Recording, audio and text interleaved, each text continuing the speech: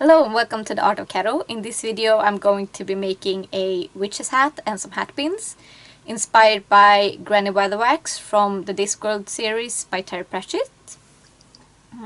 He did not want to participate in this intro apparently.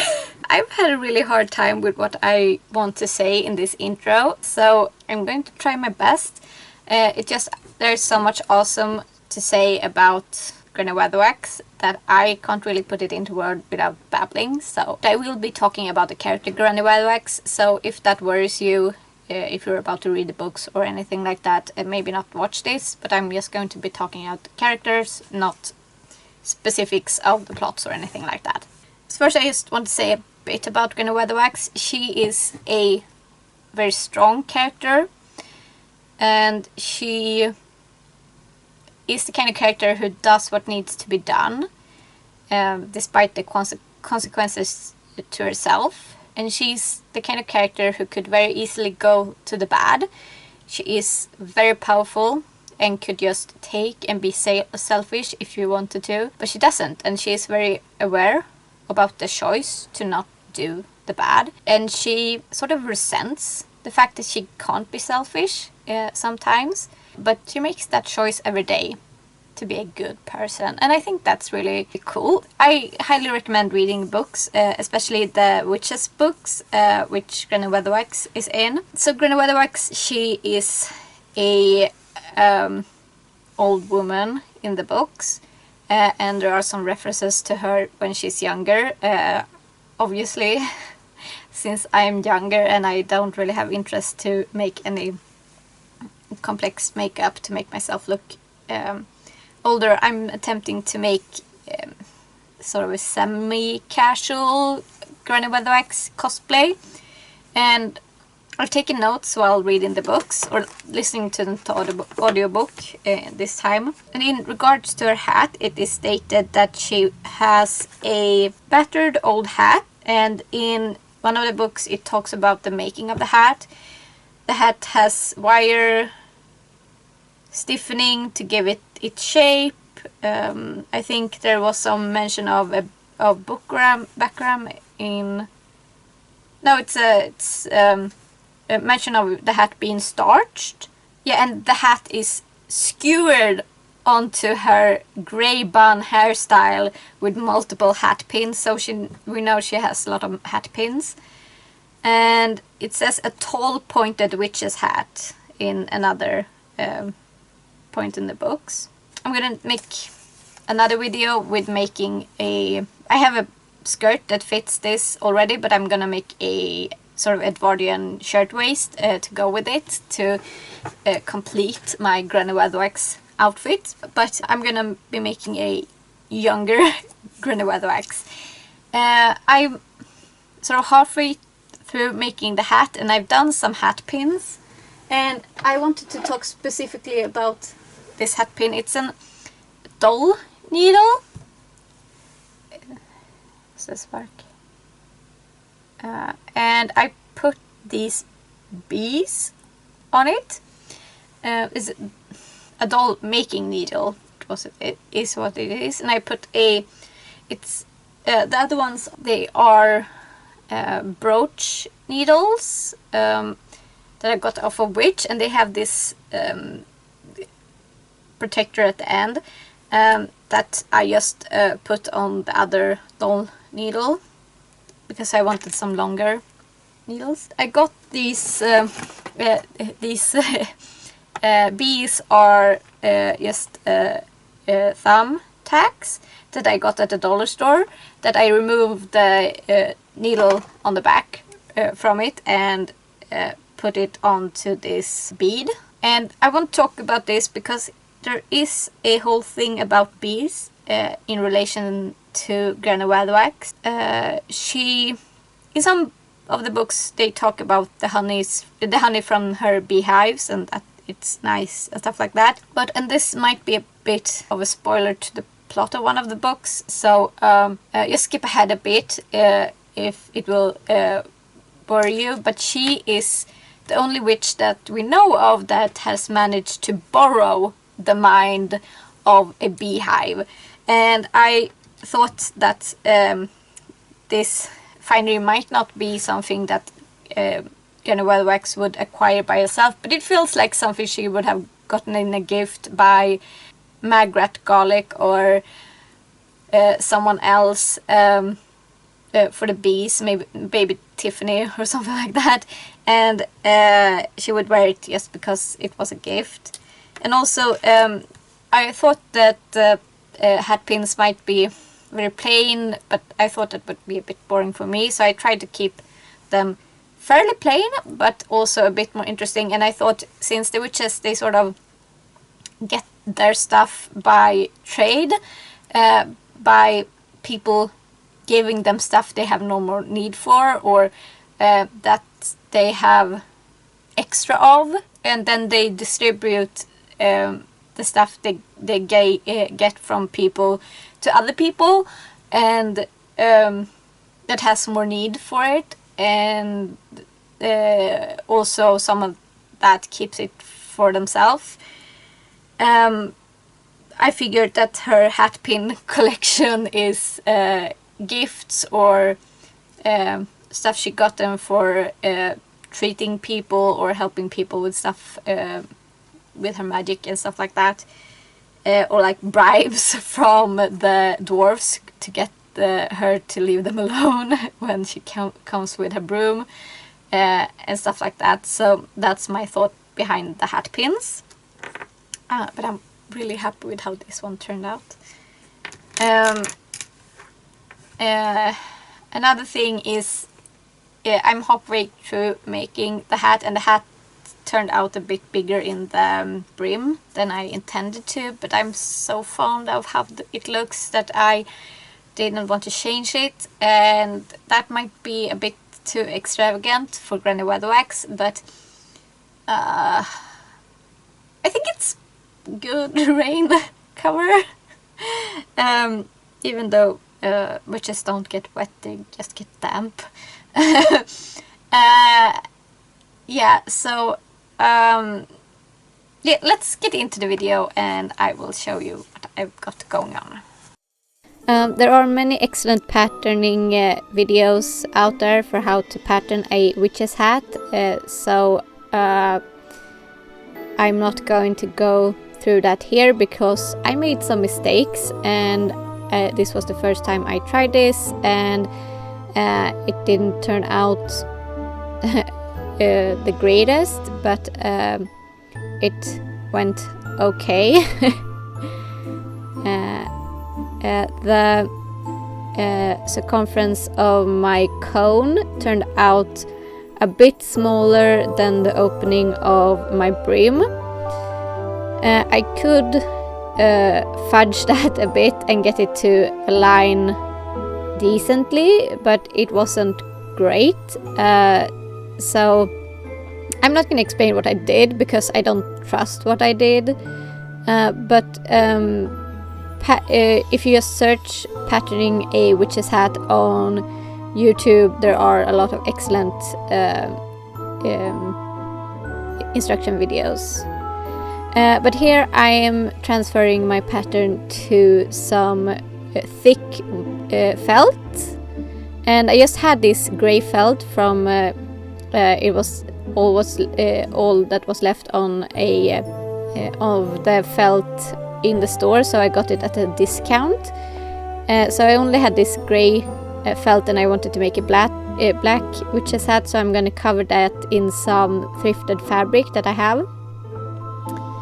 I cut out the cone as well. I cut out the brim without the outer seam allowance, so it just has seam allowance on the inner edge where the cone is going to be attached, but not at the outside of the brim.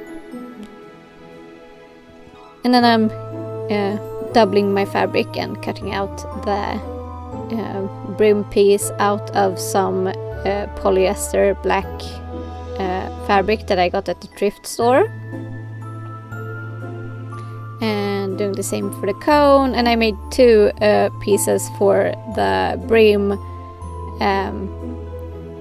of the black fabric. and one for the cone because I didn't feel like I needed to line the inside of the cone.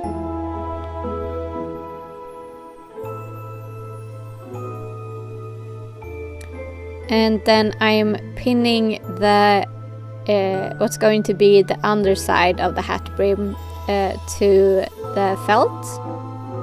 As you can see, this felt is really structured, so it provides a lot of the structure for this this hat, so I didn't feel I needed to put any wire or anything in the cone because it holds it up really well.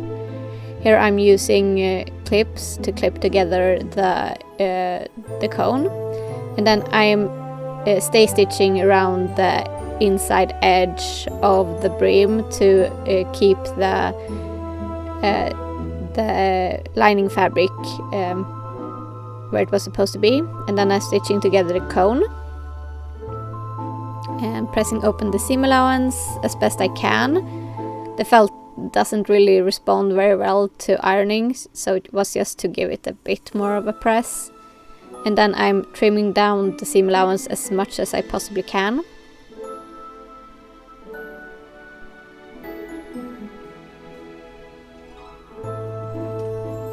And Sokka is hanging out with me.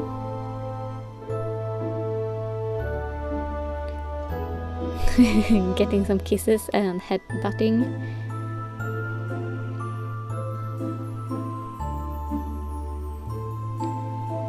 And then I'm turning the cone right sides out. This took some fiddling because the top of the cone did not want to be turned. I had to poke and prod and use a tweezer to try to pull out the top of the cone. Yeah, until I got it a decent amount of turned out. And then I am attaching the brim to the cone, making sure to have the piece with the black fabric facing downwards, so it will be the underside of the cone. And then I'm stitching that together, and I had to fiddle a lot because, as I said, the size of the opening of the brim and the cone weren't the same, so it wasn't great, but it looks fine, so yeah. And then I'm clipping the seam allowance, and I later realized I could just trim it down as small as possible there as well, so I probably do that later. And then I'm using a wire I'm clipping that to the very outer edge of the brim to provide some structure to the brim. And I'm doing this on the top side of the hat right now, but it's going to be sewn down to the underside of the brim later on. It's just more easy to measure it if you have the hat this way, especially with this huge of a hat brim. So I'm just covering the ends of the wire with some duct tape just to make sure they won't poke out later.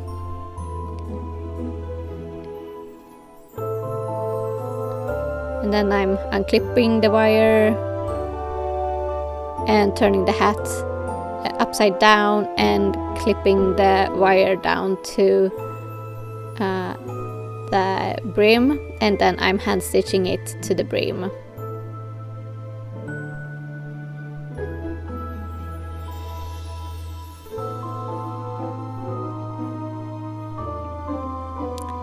Just to secure it where it's supposed to be, and as you can see, I'm placing it just a little bit in from the edge of the brim.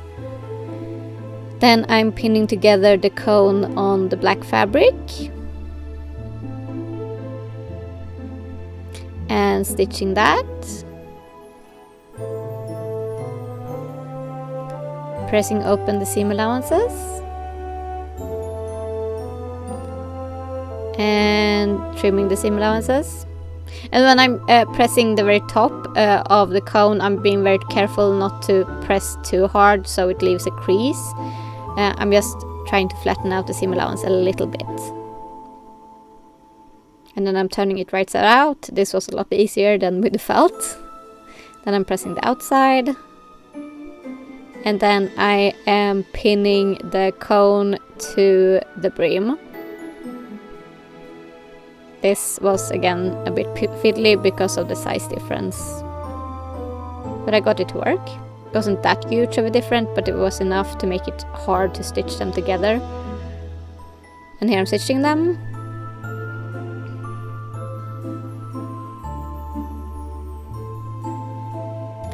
And then I am cutting notches in the seam allowance and trimming down the seam allowance a little bit. And then I am putting the covering, the black covering, over the felt of the hat and making sure that everything aligns as well as I can. Pinning it and folding the seam allowance on the outer edge of the brim over the edge of the felt brim.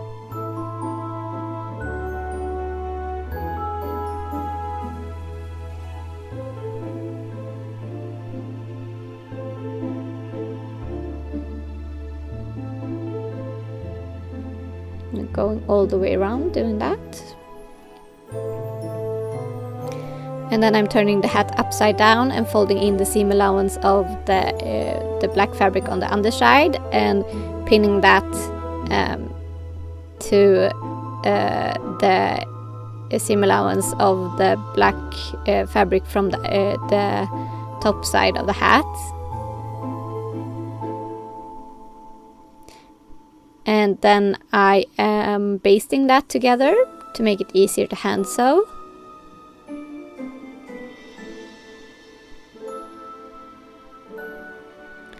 And then I'm hand stitching that together. And it was really hard working on this hat because it was so big and it was so awkward getting at the different angles. Here you see me trim down the seam allowance even more. Just all the felt. You don't need really any seam allowance left of the felt. It's gonna keep together as long as the stitches attaches on both sides. Felt doesn't fray any. And then I am ripping out the basting, or like pulling out the basting. And then I'm shaping the cone because, as I said in the beginning, she has a sort of crumpled top of her witch's hat, and it's kind of nice because the fact that there is some loose fabric over the felt makes the wrinkles look even better. And then I'm stitching together the shape I created by just pushing together the felt. Just making some stitches to make sure everything stays in place, to make this top of the witch's hat look crumpled. And this was also really hard to get a good angle. This entire project was very difficult to film as well because I don't have a lot of space to put everything up. And then I'm measuring around the cone of the hat and making a slightly longer piece of cotton sateen I'm cutting out here. And then I am pressing that and folding it. And this is going to be the hat band. So I'm pleating it up in some, I don't want to know what is called, the pleats on each side, and then there's like a box pleat in the middle. So I'm pleating and pressing, pleating and pressing until I got a good shape.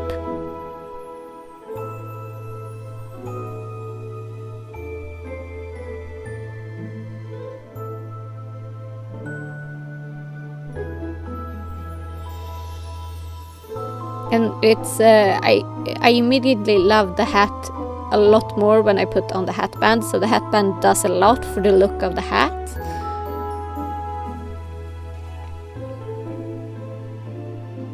It looked a bit cartoony before that. It looks a lot more like real now.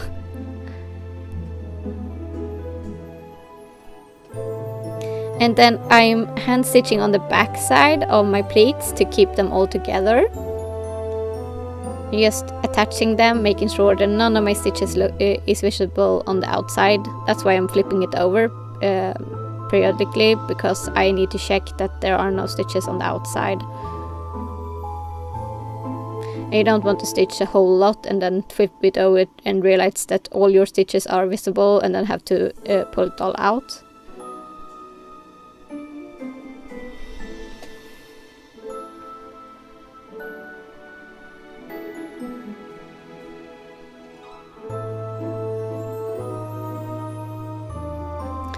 And then I'm pinning the hat band onto the hat.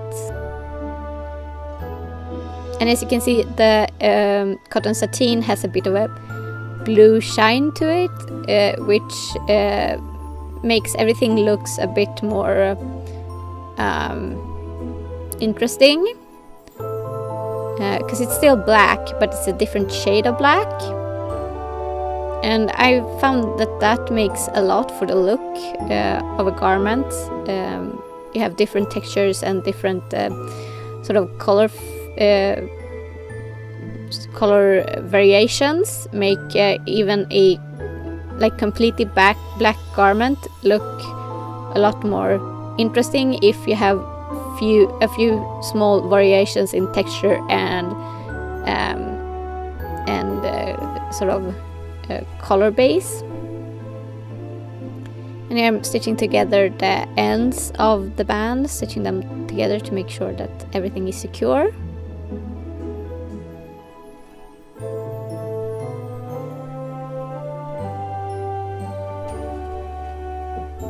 And then I'm stitching it to the brim.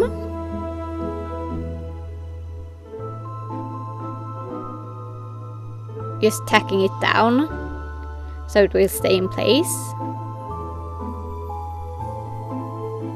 And then I'm doing the same to the top as well. As you can see, the band doesn't look as good at the top as at the bottom, and if that was all that I did to the hat, that was something I would have to fix. But since I'm going to be attaching the hat pins, that resolves itself. So here I'm putting some beads on that doll needle I showed in the beginning and trying to apply some glue.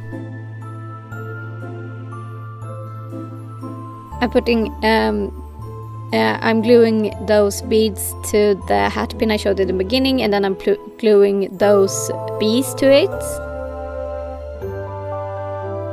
This is how I do all the hat pins. I put some beads on the pins, and then I'm gluing them down. I'm just gonna show a couple of variations of this.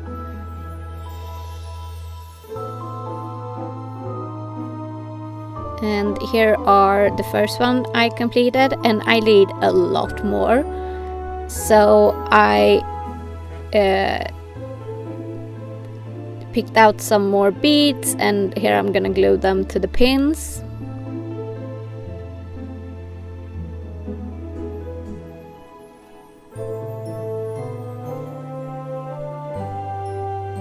And then the glue is dry in a couple of minutes, and then after 24 hours it's completely dry and it sits really well.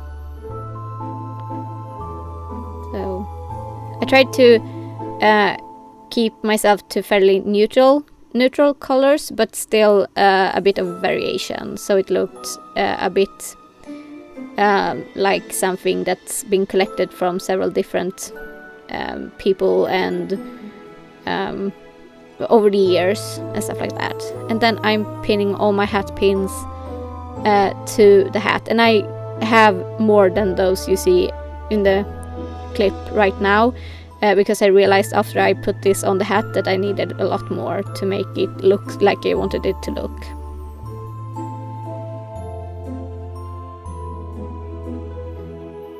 And that's the finished hat.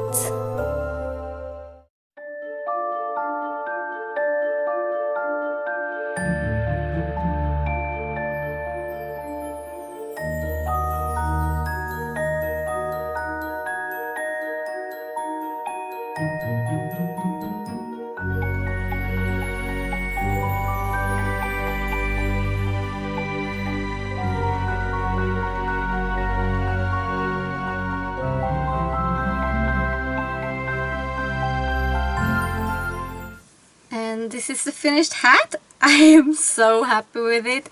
It is a bit big for a Granny Weatherwax hat, I think, but I kind of love it. I might cut down the brim someday, but right now I just want to keep it like this. I like it. And I'm also so happy with all the pins. I have a really chatty cat.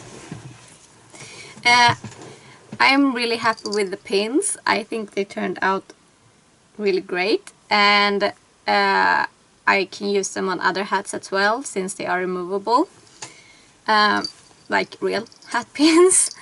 And I don't really have much more to say. I'm going to be working on the shirt waist and try to make a video for that. And yeah, that's all. Wanna help me out? Thanks so much for watching. If you enjoyed this video, please hit the like button. And if you want to see more of my videos in the future, you may want to subscribe and hit the notification bell. May the stars shine upon your faces and have a glorious day. Thank you, and goodbye for now.